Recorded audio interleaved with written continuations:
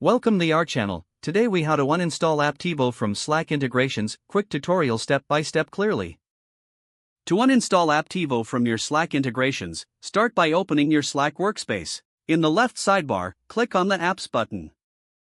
This will take you to the Apps directory. Search for Apptivo in the search bar at the top. Once you find Apptivo in the list, click on it to open the app settings.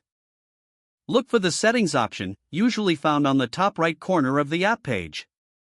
Click on Settings to view the integration details.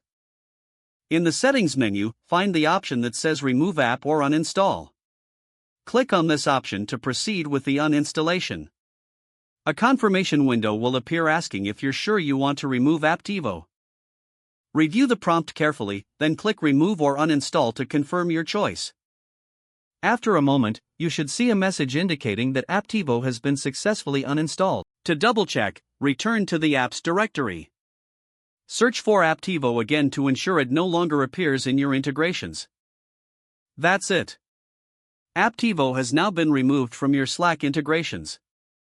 If the page does not load, refresh the browser or try again in a private or incognito window.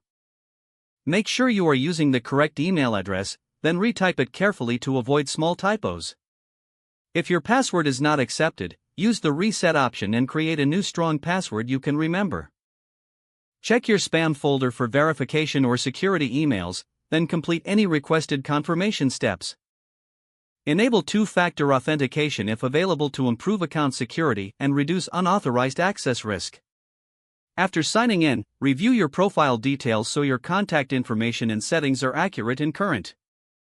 If you see an error message, note it down and try again after restarting your device and internet connection. Log out when you finish, especially on shared devices, to keep your account and payment information secure. If the page does not load, refresh the browser or try again in a private or incognito window. Make sure you are using the correct email address, then retype it carefully to avoid small typos. If your password is not accepted, use the reset option and create a new strong password you can remember. Check your spam folder for verification or security emails, then complete any requested confirmation steps. Enable two-factor authentication if available to improve account security and reduce unauthorized access risk.